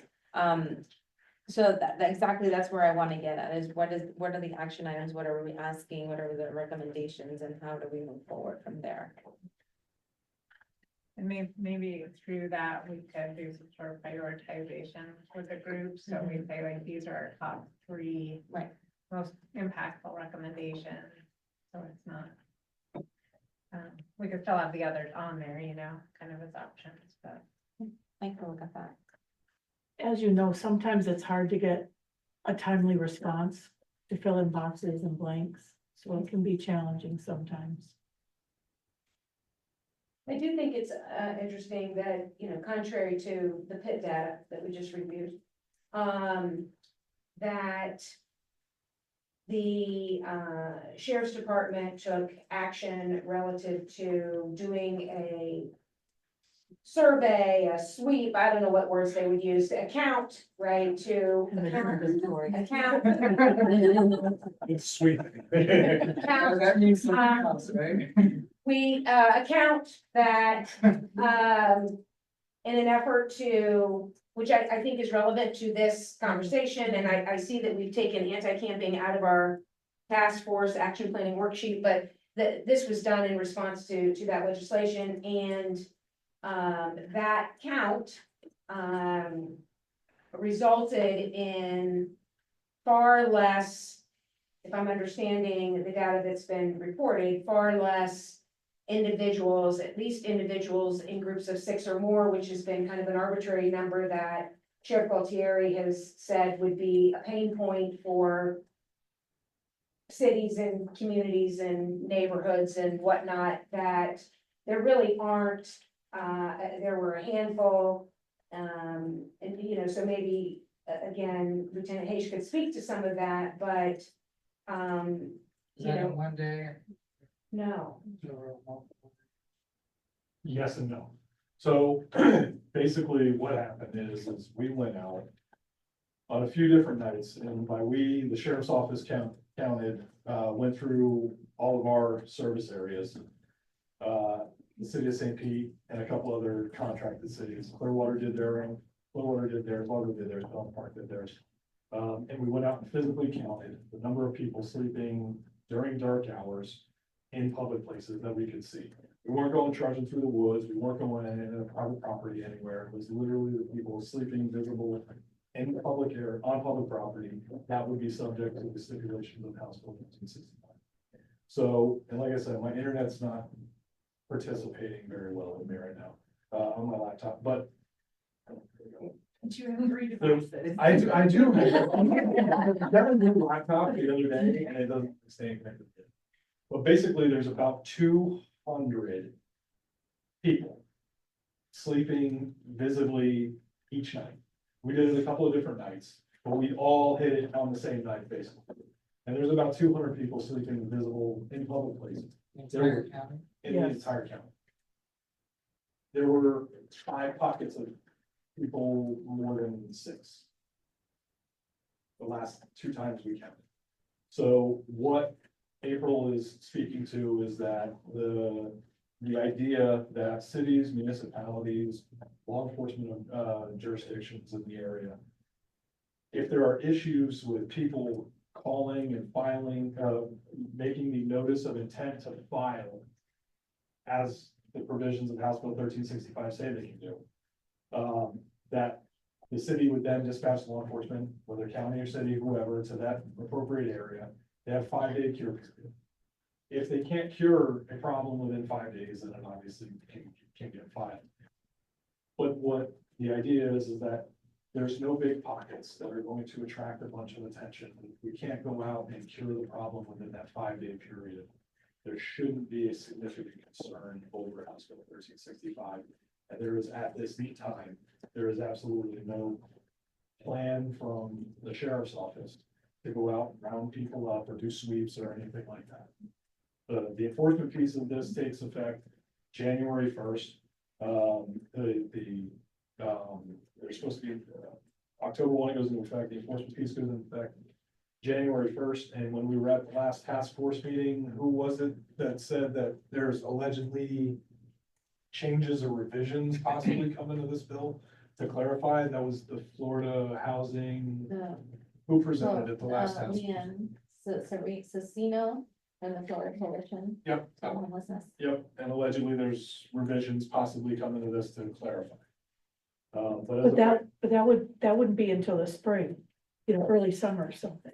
Sure, Right. so the idea right now is that, and well, you were in the meeting, Yep. is that we'll reconvene this group, if we need to, at the beginning of December, to take a look at, are we having a problem with people coming down from up north when it gets cold up there, and take advantage of services that are offered down here in Pinellas, or get out of the cold weather and get to the livable conditions of our cold.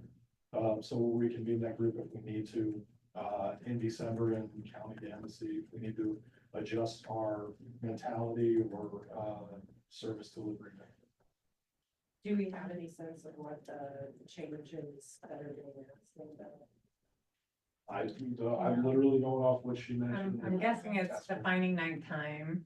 From what your attorney was saying, that was one of the points that was very unclear. And then sleeping also, right? Like if it's. But yeah, but Like that was his pervasive interpretation, or but something not like sure that. exactly what. Those seem like the vaguest parts, like what's considered sleeping and it's only at night and what What is defines the that? night, does that change from summer to winter, blah, blah, blah. Like those seem like those were the big, really big. I was with Secretary Harris, who in the legislation, right, the department has a responsibility for licensing or certifying, I can't remember the word, these camp sites, so to speak, that can only be resurrected for a year, right? They can't be erected for any longer than a year, which is interesting, but nonetheless.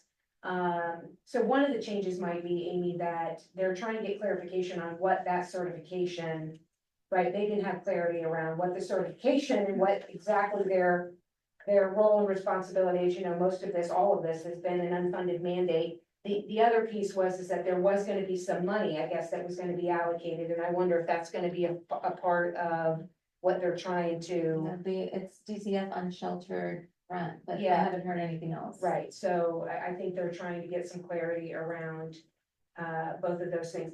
The question that I had of Lieutenant H, though, the last time that he spoke about this, which I think would be interesting to know is the data that's going to, right, individual cities, like the city of Largo or city of St. Pete, so the complaint calls that are coming in from, I don't know, homeowners, business owners, and others, do those complaint calls track with the data that the sheriff's department has kind of gathered? Because I do think if the risk is for lawsuits, right, then does it track? We made up some arbitrary things, groups of 6 or more, dusk to dawn, what sleeping looks like. I mean, in the absence of that language being in the bill, we've made some of that stuff up, right? But what kind of complaint calls do you guys get right now? It's gone down. I think that our police department feels pretty confident that like within a 5-day period, absolutely, they could have it taken care of. Most times it's voluntarily, you know, moving on down the street or whatever, what have you, if they're not wanting services. The call volume that Todd gets is outrageous, but it's hard to tell how many are coming right from our area. I mean, for people needing services. But our, I think aren't all the law enforcement working on a combined software system right now, going to what the sheriff's on. So like right now in Largo's, we tag every call that comes in to the communication center with a 2H stamp for anything homeless related, whether it's one needing help or complaining. And I think there's a similar way to tag calls right in that system or not? In the new system. Yeah, in the new system. In the one of the, so the design of the new prime system, it'll be all EMS, all law enforcement calls go through one dispatch, or all one coding system. And then there is a drop down box, there's a click box to indicate whether it's a homeless person. As of right now, there's not. Sheriff's office doesn't have a catch mechanism for what April's asking. April, our complaints are mostly tracked through C-Click. And our complaints are during the day, which is not against the law. And I think we will inadvertently, an unintended consequence of this bill is we will keep people walking all night, and then they'll sleep all day where they're visible, and frustrate people even further. And frankly, a lot of the complaints we get, I have one park location where there's an individual who is not unhoused, does not have mental health, who bikes across the city every day. So midway through the day, it's hot. He takes a break. He works on his computer. I get a complaint every day from the council member and the homeowners in that area that he's homeless and we need to go arrest him and get something done. He's not homeless. And so I think, you know, the data, we have our hot spots, but it's not the hot spots at night. It's the hot spots during the day where people are visible. Right, I do think that, you know, so that won't be the frustrations that we once maybe thought we would have with this legislation. But again, because we have providers and defenders together, it's something we should be talking about, because we can't get so upset and frustrated about the legislation if we're not also willing to try to address the fact that we have people who are unsheltered, and, you know, sleeping in people's doorways or archways or business, you know, which is when the complaint comes in. So dusk to dawn, right, is not gonna capture those people. Those people are sleeping, you know, are being seen when the shop owners and or whatever are going to open their businesses for the day. We are tracking too, and I think it would be helpful countywide to track this. When someone refuses shelter, we log it into an Excel spreadsheet why they're refusing shelter. And so I think we really need to understand what is it about, say, Vincent de Paul and Safe Harbor and all of our individual shelters, not to pick on anybody, but when offered, where will they go? Where won't they go? And why won't they go there? And we're trying to start to look at trends in that area, and we'll address that with our funding partners. I think one of the things that we've heard coming at us too is that there is safe harbor, individual by themselves, you know, not selling whatever, but we have some accessibility confinements with our shelter capacity that we have. For example, family type thing, right? If you come across a parent at night with a little, you can't bring them to safe harbor. Or if it's someone that's physically unable to sleep on the floor or cot, then what? And they say, well, okay, I want shelter. And we, you know, what's our answer to that? And so I think those are some of the big bumpers, maybe Daisy, for priorities, just to think about. They want it, but now we can't offer it. And medical discharge, people being discharged from the hospital with medical needs that won't go to safe harbor. I think because we have our HIT survey meeting soon, I believe, that this might be a good consideration to add to our point time count to capture this data every year. Where specific to shelters, specific to reasons to not go to I think it's a great idea. Daisy, one of the things that I would, ask maybe that you take back to this, task force, because I don't really see it on here, is, the issue of emergency shelters, some of our emergency shelters. Pinellas Hope in particular, not, being 24/7, having one day a week, the only way in is through law enforcement. There's 3 beds, there's 72 people who lined up at 6 o'clock in the morning, taking 5 buses to get there. And we can choose 2, and it's a rather, if you've never experienced it, I would encourage you to go and see that process. But I just wonder in terms of capacity issues, they might not be able to add additional beds, but is there a way to have additional days for entry? Is there a way to get closer to 24/7? Is there a way to address some of the entry limitations into shelter? I think we had asked for that question to be asked at the task force. I know I'd asked for that question to be asked at the task force meeting. I think some of the shelters might have not responded, Daisy, but I also asked for our shelter standards to be looked at the next providers council meeting. So we looked at those in 2020, the written standards for the shelters. And so as funders, they're held to those written standards, which might be, we don't just have one day. Yeah, and we can take that back to meet with Pinellas CoC specifically, because we're one of their largest funders. For that program. Yeah, and I will say for us, they do more than one day, because we've added additional funding, we've added additional beds. So if they notice that they have additional beds, they will put out to street outreach, hey, we're gonna do an intake on Thursday. Law enforcement street outreach, because my, not, what street outreach? I'm just gonna use the words that they tell you, is Okay. that they put it out to street outreach, Sure. but I do know that I will get a call from Jeff sometimes, hey, we're gonna have this on Thursday. But it depends on, and maybe I'm getting the call because he only has safety beds available. Sure. So Right, that could be. right, that could be true.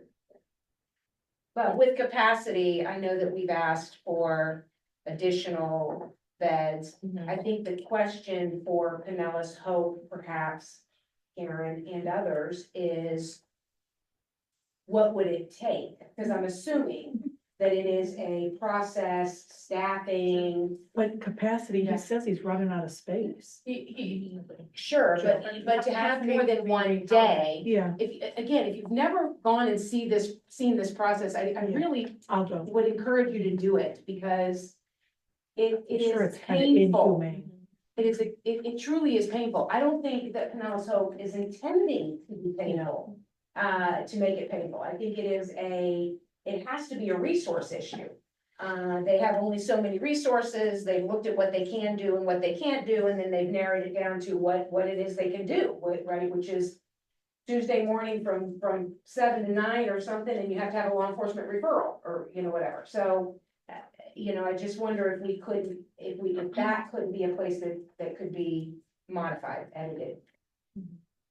So real quick, I got 10 no, minutes. yeah, just because capacity is an issue at every shelter, right? It's Excessive. becoming, it's becoming an issue at ours too, because like many of you know, we lost a housing area.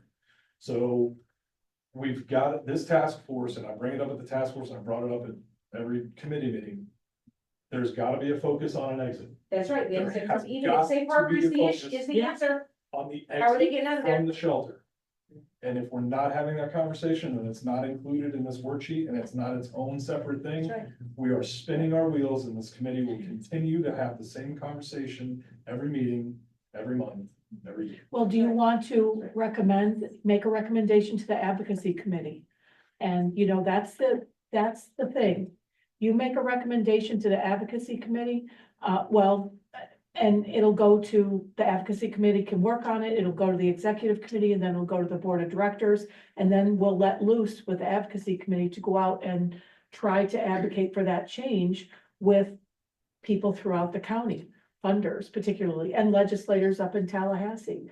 Yeah. So I would just say to Lieutenant Hayes' point, I've asked at the task force, what is our ask Mhm. of funders? Right. Several times, like, if it's more rapid housing we need, is it? what But do we exit need? housing isn't, I mean, it's I think not that's like an- a, But it Yeah. has to be an exit Yes, some way. it Is it does. Case managers, do we, Yep. like, what is the ask? And we haven't gotten there You yet. need to build We're- it. You We're need- 5 meetings in and we just haven't gotten there yet. But without an ask, we don't know what to do. We can continue to have the meetings and say shelter space is not available and all of those things, like I went back to Salvation Army. They don't have a problem with shelter space, they didn't have a permitting problem at all, I got on the phone and there was no problem. And so, their permitting process is working fine for them and they're adding more space. So we just need an ask, like, hey, do we need more case management? And so that was the question that was supposed to be posed to shelter providers is, what would it cost us to add this many additional spaces? What does that look like? but we just said, it's not about, I mean, we do need space, but the bottom line is, and I remember Amy saying this 3 years ago, we don't have an exit ramp. We're on this roundabout and there's people entering, but they can't exit. And so, I mean, ultimately, like you said, they have to exit to permanent housing, permanent supportive housing or apartments, whatever. I think this is a bigger conversation Yeah. for another meeting, but Karen. No, I just wanted to say, I think that's why it's so important to have the list of what the needs are and not just in October. So the county took the safe harbor report that I think was drafted 2 years ago under Amy's leadership and wrote the SAMHSA grant, which was 2 years ago. We weren't funded, so then we wrote it for the DCF Criminal Justice Reinvestment Grant, then we got both. So we're working with Foley, the Sheriff's Office and PEMS, and it's adding roughly 12 FTEs to Safe Harbor, and they're clinical, they're peers, they're rapid rehousing case managers, all of those things. But that was because we had the ask, so we had the document, and I just think it needs to be every year, like we can prepare for October for our budgets, but grant season is in May, for SAMHSA for the Fed, so I think we just need to always have that list handy so that we can respond to it. Thank you. Kevin?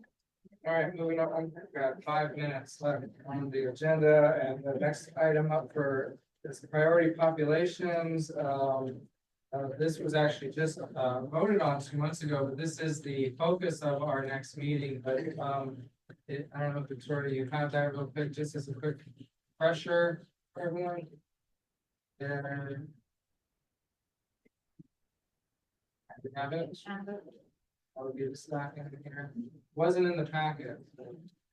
I can. So if you can pull it up real quick, this is a quick refresher. This is our current priority population.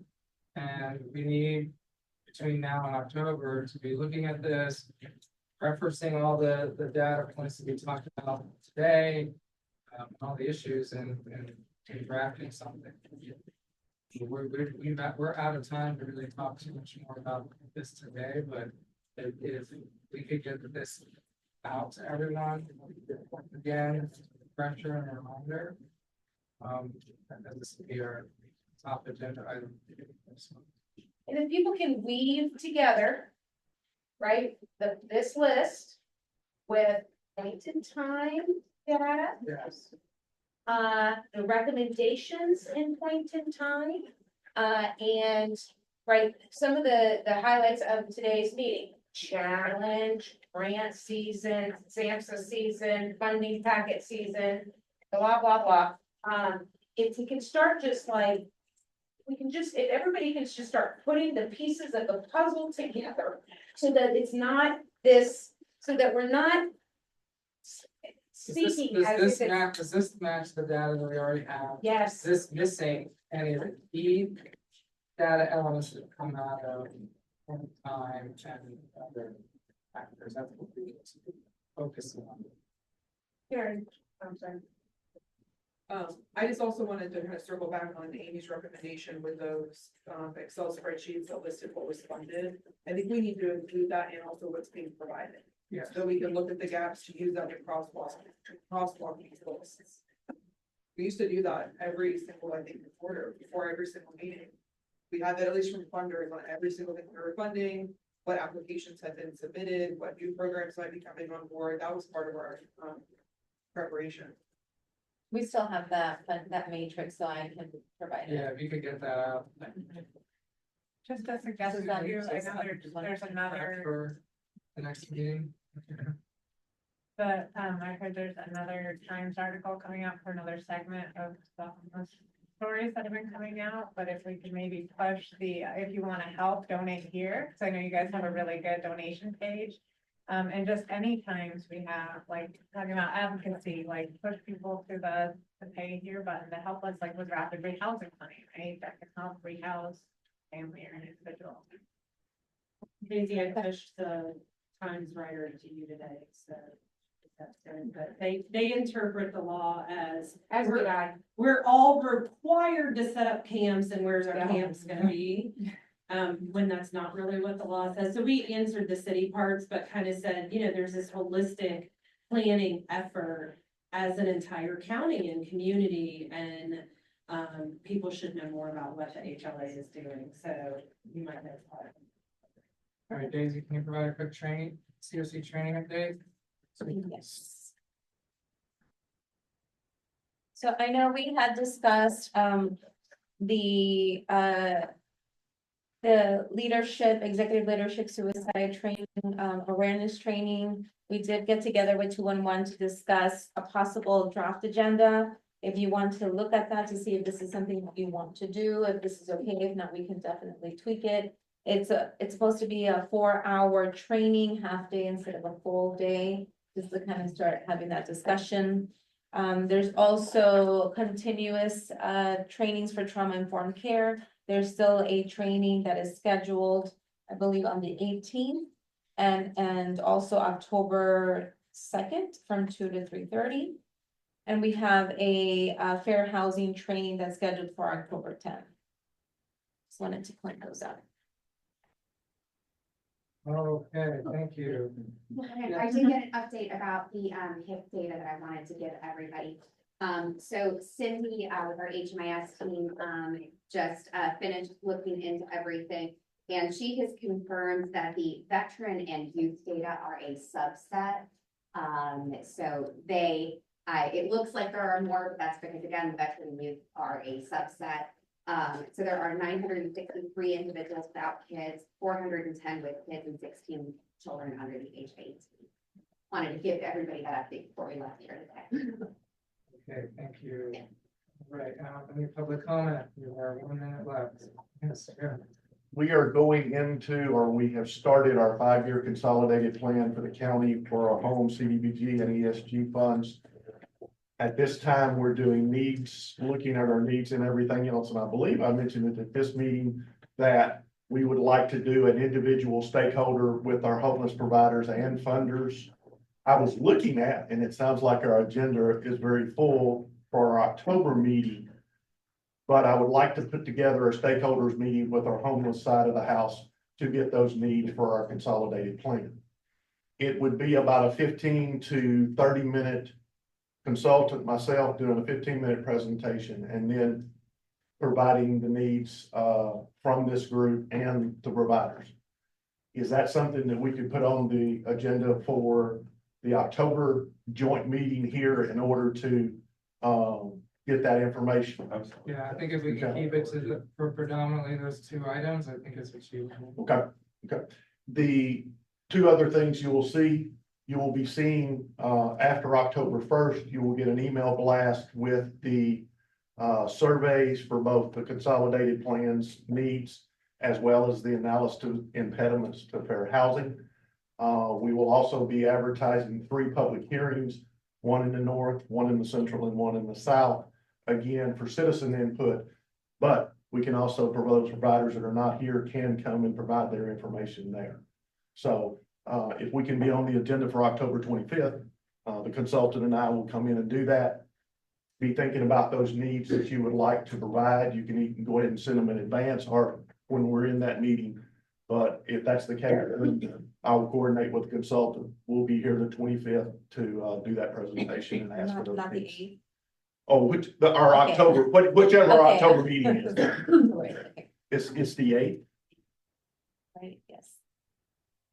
Okay, I would encourage to get this information to our lived experience group so that they can attend these, 3 meetings that they're referencing. Okay, well, you're right inside of my brain there. I was just gonna ask Joe if you could send that information out so that I could send it to the folks, to our membership, but also specifically to the folks with this experience.